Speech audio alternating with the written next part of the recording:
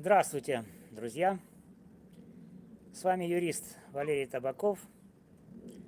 Сегодня 22 мая 2025 года. Мы с вами побывали на курорте Солнечный берег в Болгарии.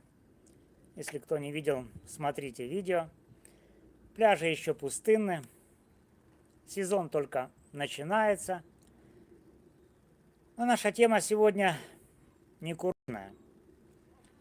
Мы разберем громкое заявление Дональда Трампа о том, что будь он президентом США в 2022 году, войны между Россией и Украиной не случилось бы. Этот миф активно обсуждается, особенно после возвращения Трампа в Белый дом. Но насколько его слова соответствуют реальности? Сегодня я как юрист проведу критический анализ, опираясь на факты, исторический контекст и международное право. Мы также затронем важный аспект – ядерный потенциал Украины, который мог бы повлиять на события, но был утрачен задолго до войны. Давайте разбираться, что к чему. Трамп неоднократно заявлял, что война между Россией и Украиной началась из-за слабой политики администрации Джо Байдена. В интервью Time в апреле 2025 года он сказал: «Если бы я был президентом, войны бы не было. Я знаю Путина, я знаю Зеленского, и я бы решил это за 24 часа». Он также утверждал, что разговоры о вступлении Украины в НАТО спровоцировали Россию, и его личное влияние могло бы предотвратить конфликт. Эти слова не просто заголовки, они формируют нарратив, который Трамп использует для продвижения своей внешнеполитической повестки и критики оппонентов. Но давайте зададимся вопросом: действительно ли один человек, даже президент США, может предотвратить войну? Чтобы ответить, нам нужно углубиться в историю конфликта, мотивы сторон и, что особенно важно, ядерный фактор, который часто упускают из вида. Конфликт между Россией и Украиной начался не в 2022. Его корни уходят в 2014 год, когда Россия аннексировала Крым и поддержала сепаратистов в Донбассе после революции достоинства, свергнувшей пророссийского президента Виктора Януковича. Эти события стали ответом на стремление Украины к сближению с Евросоюзом и НАТО. В 2021 году Россия начала стягивать войска к границам Украины, а 24 февраля 2022 года Владимир Путин объявил о специальной военной операции с заявленными целями демилитаризации и денацификации Украины. С юридической точки зрения это полномасштабное вторжение, акт агрессии, нарушающий статью 2.4 Устава ООН, которая запрещает использование силы против суверенитета и территориальной целостности государств. Важно отметить, что Россия начала конфликт задолго до активных о вступлении Украины в НАТО. Например, аннексия Крыма в 2014 году произошла, когда Украина не была кандидатом в НАТО. Это опровергает тезис Трампа о том, что НАТО стало ключевой причиной войны. Но есть еще один аспект, который мы разберем позже. ядерный потенциал Украины, который мог бы изменить баланс сил, но был утрачен в 1990-х годах. Чтобы понять, могла ли война быть предотвращена, давайте обратимся к одному из ключевых факторов – ядерному потенциалу Украины. После распада СССР в 1991 году Украина унаследовала третий по величине ядерный арсенал в мире – около 1900 стратегических ядерных боеголовок и более 2500 тактических ядерных вооружений, включая ракеты и бомбардировщики. Это превосходило арсеналы Франции, Великобритании и Китая на тот момент. Однако в 1994 году Украина подписала Будапештский меморандум, согласившись отказаться от ядерного оружия в обмен на гарантии безопасности от США, Великобритании и России. Согласно меморандуму, эти страны обязались уважать суверенитет и территориальную целостность Украины и воздерживаться от угрозы или применения силы. На момент подписания меморандума Россия была одной из гарантов безопасности Украины. Однако в 2014 году, аннексировав Крым, Россия нарушила свои обязательства. Это стало первым ударом по доверию к международным соглашениям. В 2022 году полномасштабное вторжение окончательно показало, что меморандум не обеспечил Украину реальной защитой. Если бы Украина сохранила ядерный арсенал, могла ли она сдержать Россию? Ядерное оружие – мощный фактор сдерживания, как показывает пример Северной Кореи или даже России. Однако есть и другая сторона. Обслуживание ядерного арсенала требует огромных ресурсов, которых у Украины в 1990-х не было. Кроме того, международное сообщество, включая США, оказывало давление на Украину, чтобы предотвратить распространение ядерного оружия. Трамп, говоря о предотвращении войны, никогда не упоминал ядерный фактор. Но если бы он был президентом в 2022 году, его влияние не могло бы компенсировать отсутствие у Украины ядерного сдерживания. Россия, обладая собственным ядерным арсеналом, вряд ли бы отказалась от своих планов только из-за переговоров с Трампом.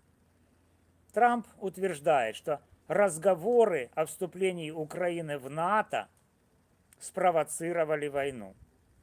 Он сказал, если бы не говорили о НАТО, Путин бы не напал.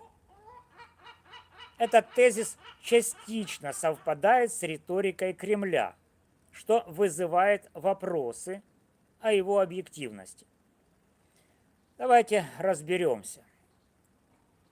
После 2014 года Украина действительно начала стремиться к сближению с Западом, включая НАТО, как ответ на агрессию России. Однако в 2021 году НАТО не предоставила Украине план действий для членства, ПДЧ, и процесс был далек от завершения. Более того, Путин еще в 2008 году заявлял, что считает Украину частью русского мира, отрицая таким образом ее право на независимость. С юридической точки зрения, стремление Украины к НАТО – это суверенное право, закрепленное в международном праве. Никакая страна не может диктовать другой, в какие альянсы ей вступать. Утверждение, что НАТО спровоцировало Россию, игнорирует, что Россия начала агрессию еще до активных разговоров о членстве Украины в Альянсе. Трамп, возможно, считает, что мог бы убедить Путина, пообещав, что Украина не вступит в НАТО, но это игнорирует более глубокие мотивы России. Контроль над Украиной как частью геополитической сферы влияния. Даже если бы Трамп убедил Путина отказаться от вторжения, это могло бы означать уступки, которые подорвали бы суверенитет Украины. Трамп утверждает, что его хорошие отношения с Путиным и навыки переговорщика могли бы предотвратить войну. Давайте разберем этот аргумент. Во-первых, во время первого срока Трампа 2017-2021 годы Россия продолжала поддерживать сепаратистов в Донбассе, а США, несмотря на санкции, не смогли остановить эскалацию. Например, в 2018 году Трамп встречался с Путиным в Хельсинки, но это не привело к деэскалации конфликта в Украине. Во-вторых, предложения Трампа по урегулированию войны в 2025 году, такие как признание аннексии Крыма или заморозка линии фронта, были отвергнуты Украиной как нарушение ее конституции. Это показывает, что Трамп склонен предлагать решения, выгодные России, а не нейтральные. В-третьих, Путин неоднократно демонстрировал, что не заинтересован в компромиссах. В 2025 году он отказался от предложенного Трампом 30-дневного перемирия, продолжая атаки на гражданскую инфраструктуру. Это подрывает идею, что Трамп мог бы убедить Путина в 2022 году. С юридической точки зрения любые переговоры, игнорирующие суверенитет Украины, противоречили бы международным обязательствам США, включая Будапештский меморандум, который Трамп, как президент, обязан был бы соблюдать. Утверждение Трампа о том, что он мог бы предотвратить войну, не только не подтверждено фактами, но и опасно. По нескольким причинам. Оправдание агрессора. Повторяя тезис о провокации НАТО, Трамп невольно поддерживает нарратив Кремля, что может ослабить международную поддержку Украины и подорвать позиции США как защитника демократических ценностей. Упрощение конфликта. Миф о том, что война могла быть предотвращена одним звонком, игнорирует сложность геополитических процессов. Это создает ложные ожидания у общественности и может привести к разочарованию, если быстрые решения не сработают. Давление на Украину. Предложение Трампа уступить территории или отказаться от НАТО противоречит праву Украины на самоопределение. Это может подтолкнуть к несправедливому миру, который лишь отсрочит новую агрессию. Игнорирование ядерного фактора. Трамп не учитывает, что утрата Украиной ядерного арсенала в 1994 году сделала ее более уязвимой. Если бы Украина сохранила ядерное оружие, это могло бы стать сдерживающим фактором. Но это решение было принято задолго до его, Трампа, президентства. Друзья, Миф о том, что Трамп мог бы предотвратить войну между Россией и Украиной, не выдерживает критики. История конфликта, начавшегося в 2014 году, мотивы Путина и утрата Украиной ядерного потенциала показывают, что война была результатом долгосрочных геополитических амбиций России, а не только политики США. Личное влияние Трампа, возможно, могло бы изменить риторику, но нет доказательств, что оно остановило бы вторжение. Более того, его предложения часто игнорируют суверенитет Украины и международное право.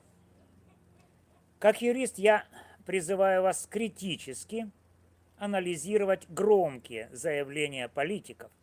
Война – это не сделка, которую можно решить за день.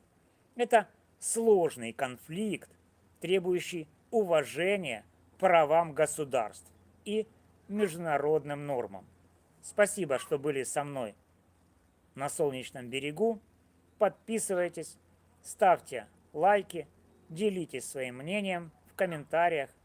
С вами был юрист Валерий Табаков. До новых встреч!